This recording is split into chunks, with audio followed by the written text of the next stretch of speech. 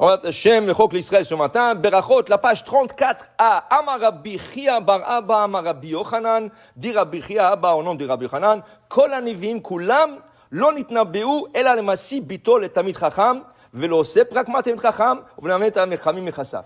Il dit ici, on avait 48 prophètes. 48 prophètes. Ces 48 prophètes ont écrit des livres de prophéties, et dans les prophéties, il y a toujours de bénédictions, il y a toujours de toutes sortes de bonnes choses qui vont arriver à Israël à un certain moment. Pour qui a été dit cette prophétie? Nous dit Rabbi Yochanan, le Massi Bito le Tamid Chacham. C'est lui qui marie sa fille, à un Tamid Chacham. Ça veut dire que il va chercher un Chacham, un Tamid, quelqu'un qui étudie, et il veut marier sa fille à un Chacham. Alors il supporte ce Chacham, et là, il a la bénédiction de tous les Nevim. Et aussi, il dit ici, s'il n'a pas de fille, alors, Ose Prakmatia le Tamid Chacham. Il s'associe avec un Chacham. Par exemple, le Ben Ishraï, lui, il s'associe avec son frère. Son frère vendait des costumes, et lui, il ne vendait pas de costumes, il ne sortait pas à l'affaire, mais il était associé. Alors lui, il étudiait, il écrivait des livres, son frère sortait et partait. Exactement comme Issachar ou Zvouloun. Alors tu t'associes avec un Tamid Chacham, il prie pour toi toute la journée. Et toi, tu fais le business, alors tu as la bracha alors tu as aussi le brachot de Nevim. Et après ça, c'est lui qui partage ses biens matériels, ça veut dire le maaser et tout ça, avec des Talmidei Chachamim. Il dit ici, aval, Talmidei Chachamim atzman, ain lo ra'ata Elokim zulatecha. Qu'est-ce qui est réservé pour le Talmid Chacham? Celui qui étudie, qu'est-ce qui est réservé pour lui? Ça, personne n'a vu. Ça, personne n'a vu. Ça veut dire personne n'a vu. Même le grand tzadikim ne l'ont pas vu. Ça, c'est ain lo ra'ata Elokim zulatecha. Top.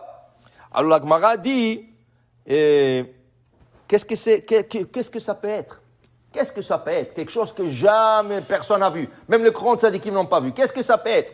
La Gemara nous dit, Ma ain lo ra'ata, amar Rabbi Yoshua ben Levi, ze yain amshumar ba'anavav misheshet yemei Bereshit.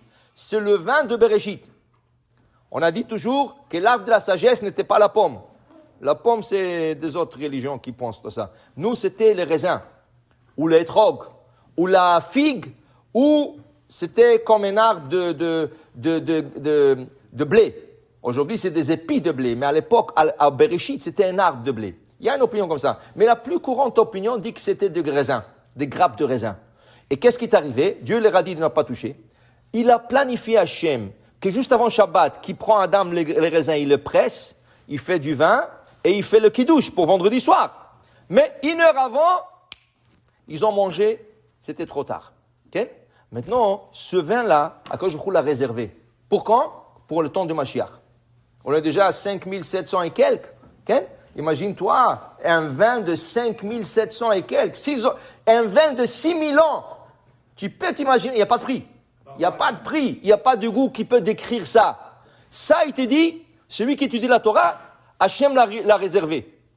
Mais même les tzadikim n'ont pas goûté ça. Pourquoi? Parce que ça, c'est la souda de Mashiach.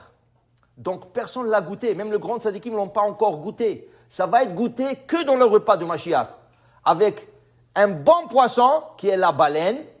Okay? La baleine cachère. Parce que la baleine, aujourd'hui, dans la mer, elle n'est pas cachère. Mais la baleine de Bereshit, qui Akadosh Baruch Hu a créé un couple, et il a pris la nekeva, la femelle, il a préservé pour le tzadikim, okay? Et là, tu as un bon poisson avec un bon vin, tu peux même pas t'imaginer qu'est-ce que c'est, Berlad. Tu vas même pas avoir une idée, okay?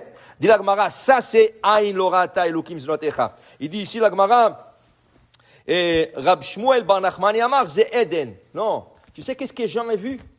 Eden. C'est Eden.